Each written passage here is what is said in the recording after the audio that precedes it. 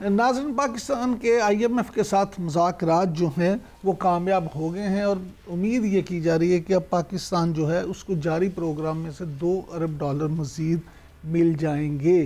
اس کے ملکی معیشت پہ کیا اثرات ہوں گے، اس پہ بات کرنے کے لیے آج ہمارے ساتھ موجود ہیں ماہر معاشیات جناب ڈاکٹر شاہد حسن صدیقی صاحب۔ Thank you very much doctor صاحب، آپ نے ٹائم دیا۔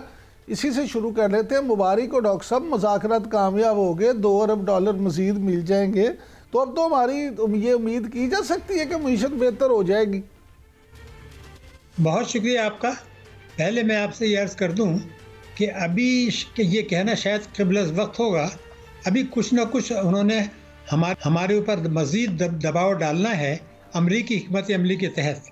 اگر کامیاب ہوتے تو یہاں اعلان کر کے چلے جاتے کہ جی ہمارے معاملات طے ہو گئے ہیں۔ انہوں نے کہا ہم وہاں جا کر بات کریں گے حکومت پاکستان سے آن لائن، پھر ہم فیصلہ کریں گے۔ اس کا مطلب یہ کہ چھوٹے موٹے مطالبات رہ گئے ہیں، مگر آپ کا یہ اندازہ بالکل صحیح ہے کہ الٹیمیٹلی ہمیں قسط مل جائے گی۔ اس کی وجہ کیا ہے؟ اس کی وجہ یہ ہے کہ ہماری جو امریکہ ہے وہ اس وقت چاہتا ہے کہ پاکستان IMF کے پروگرام میں رہے، اس کو کوئی بڑا جھٹکا نہ لگے، کیونکہ اس وقت امریکہ کو پاکستان کی مدد کی ایک مرتبہ پھر زبردست ضرورت پڑ گئی ہے۔ لیکن چونکہ آپ کا سوال بہت ہی اہم ہے، ایک تو یہ ہے کہ اس کے عوام پر کیا اثرات ہوں گے، اور دوسرا اس سے بھی بڑا اہم سوال یہ ہے کہ یہ جو اس کے نتیجے میں امریکی کے جو شرائط ہیں، جو دہشت گردی کی وارداتیں بڑھ سکتی ہیں خدا نخواستہ ایک عالمی سازش کے تحت، اس کا کیا امپیکٹ ہوگا۔ یہ دو اہم چیزیں ہیں، سوال آپ کا بہت اہم ہے۔ تو پہلی بات تو یہ کہ جو اب تک ہم نے IMF کی شرائط پر عمل کیا ہے، اس کے نتیجے میں پاکستان میں حکومت کے مطابق بھی غربت بڑھی ہے، اس کے بعد بے روزگاری بڑھی ہے، مہنگائی البتہ ضرور کم ہوئی ہے، یعنی مہنگائی میں اضافے کی شرح کم ہوئی ہے، لیکن یہ بات بالکل ریکارڈ پر ہے کہ مہنگائی میں جو اضافے میں شرح میں کمی ہوئی ہے، اس کے مقابلے میں عوام کی قوت خرید میں کئی ہزار ارب روپے سالانہ کی کمی ہوئی ہے، کئی ہزار ارب روپیہ کروڑوں لوگوں کا۔ اس کی وجہ یہ آپ دیکھیے کوئی 23,000 ارب روپیہ لوگوں کا بینکوں میں پڑا ہوا ہے۔ جون 2024 میں آفیشیل فگر آپ کو دے رہا ہوں، وہ لوگوں کو جو منافع ملا تھا بچت پر وہ تھا 20.5%، یعنی 100 روپے پر 20 روپے 50 پیسے۔ اسی پیسے پر فروری میں منافع ملا 10.5%۔ اب دیکھیے 10% کا فرق پڑ گیا، تو جو 23,000 ارب کے ڈپازٹ ہیں، تو لوگوں کی قیمت خرید کم ہوئی ہے، یہ ماننا پڑے گا۔ دوسرے یہ کہ امریکہ یہ بالکل چاہتا ہے کہ پاکستان کو قسط مل جائے، پاکستان کی معیشت اس پروگرام کے دوران لڑکھڑاتی رہے، ٹھیک نہ ہو لیکن ڈیفالٹ نہ کرے، اور 2027 کے بعد کچھ عرصے کے بعد لازماً ہم IMF کے اگلے پروگرام میں جائیں۔ ابھی یہ تو بالکل بات ہو گئی، لیکن میں نے جو یہ نیا نقطہ اٹھایا ہے یہ میں آپ کو بتا دوں۔ ہمارے پہلی مرتبہ ٹرمپ صاحب نے پاکستان کی تعریف کی، بے انتہا تالیاں بجی کہ جی ہمارے CIA کے کہنے پر پاکستان نے فوری کارروائی کی، ایک دہشت گرد کو جو امریکہ کو مطلوب تھا افغانستان کی سرحد کے پاس سے گرفتار کر کے انہیں حوالے کیا۔ ٹرمپ کو زبردست سیاسی فائدہ ہوا بالکل، لیکن ان کے کیا مقاصد تھے وہ بھی میں آپ کو بتا دوں جو انہوں نے کہہ دیے۔ انہوں نے پہلے تو یہ کہہ دیا کہ جناب یہ ہو گیا بڑا اچھا ہے، اب ہم کہیں گے کہ افغانستان میں جو اسلحہ چھوڑا ہے گیا تھا جس وقت یہ جولائی 2021 میں تھے، اس کو واپس لیا جائے۔ ڈاکٹر صاحب یہ فرمائیے گا کہ جو ساری صورتحال آپ نے بتائی ہے یہ تو جیو پولیٹیکل صورتحال ایسے ہی بنتی ہے، لیکن اب ذرا تھوڑی سی لوکل بات کر لیں۔ وزیر اعظم شہباز شریف کہتے ہیں کہ جی ہم پیٹرول کی قیمتیں اس لیے برقرار رکھ رہے ہیں، پیٹرول کی قیمتیں جو ہیں اس سے جو فائدہ ہوگا وہ بجلی کی قیمت کم کرنے میں وہ پیسے ایڈجسٹ کریں گے تاکہ عوام کو مزید فائدہ ہو۔ تو وزیر اعظم تو بڑی کوشش کر رہے ہیں، آپ کیا سمجھتے ہیں واقعی صحیح معنوں میں اس کا فائدہ عوام کو منتقل ہوگا کہ یہ بھی صرف سیاسی نعرہ ہے؟ دیکھیے بالکل واضح ہے، آپ اس پر تبصرہ کرتے رہے، مجھے یاد ہے IPPs کے ساتھ جب مسئلہ چلا تھا آپ کو یاد ہوگا تو میں نے یہ کہا تھا کہ دیکھیے ان کے معاہدے ان کو تو آپ ریوائز نہیں کر سکتے، دنیا اس پر اعتراض کرے گی، لیکن جو پاکستانی ہیں جنہوں نے کئی ہزار ارب روپیہ ناجائز کمایا ہے ان کے نام ECL میں ڈال کے ان کا فورنسک آڈٹ کرا لیں۔ وہ چونکہ ان کو پتہ ہے کہ انہوں نے جو ہے کلوژن کے ساتھ کئی ہزار ارب روپیہ لوٹا ہے، تو وہ پھر آ کے کہیں گے جناب بتائیے کتنا کم کرنا چاہتے ہیں. یہ حکومت بھی ماضی کی حکومتوں کی طرح انہوں نے یہ کرنے کے بجائے ان کے ساتھ مل ملا کے تھوڑی بہت کمی کر دی معمولی. جو کئی ہزار ارب روپیہ مل سکتا تھا وہ دانستہ چھوڑ دیا کیونکہ کسی کو ان کو ناراض اشرافیہ کو نہیں کرنا تھا. اور ہماری معیشت جو ہے وہ اشرافیہ کی معیشت پہ چل رہی ہے. یہ جو ٹیکسوں میں تو اب اس کا نتیجہ یہ ہوگا کہ جو کمی ہو سکتی تھی زبردست کمی ہو سکتی تھی نرخوں میں وہ تو نہیں ہوئی. لیکن اب جب آپ پیٹرول کے جو نرخ جو عالمی منڈی میں کم ہوئے تھے وہ آپ نے آج کم نہیں کیے تو تھوڑی سی بچت یہاں سے ہوگی.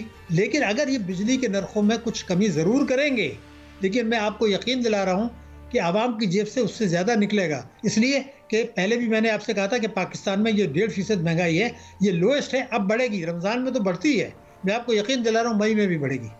روپے کی قدر میں نے کہا تھا کہ گرنا شروع ہوگی, وہ دباؤ بڑھ گیا ہے, آپ نے دیکھ لیا. یہ دو چیزیں تو آپ کے سامنے ہیں. پھر آپ نے ڈاکٹر صاحب وزیر خزانہ تو کہتے ہیں کہ کرپٹو کونسل بن گئی ہے تو اس سے ہم ڈیجیٹل کرنسی میں بڑے نام بنائیں گے. وہ کہتے ہیں پاپا کہتے ہیں بڑا نام کرے گا اور پاکستان میں بڑا فائدہ ہوگا. یہ تو ہمیں سمجھا گیا کہ کرپٹو کونسل سے پاکستان کو واقعی کیا کوئی فائدہ ہوگا؟ دیکھیے اب یہ کرپٹو کا مسئلہ تھا نا, یہ ساری دنیا میں ہو گیا تھا تو ہم اس سے الگ نہیں رہ سکتے تھے.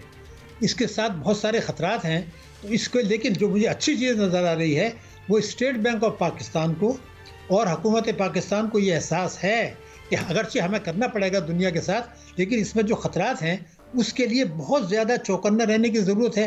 آپ نے دیکھا کہ اسپیشل ایک آدمی کو تقرر کیا, ایک آپ کی مانیٹرنگ ہوگی. اگر اس کو دیکھیے کرنا تو تھا, اب اس کو اگر فیصلہ اس سے ہوگا اتنی دانش مندی کے ساتھ کتنے چوکنا رہ کے ہم کرتے ہیں. ابھی تک جیسے روپے کی قدر میں معاملہ تھا, اسٹیٹ بینک کرتا تھا, مانیٹری پالیسی کرتا تھا, وہ تو چوکنے نہیں رہ پائے.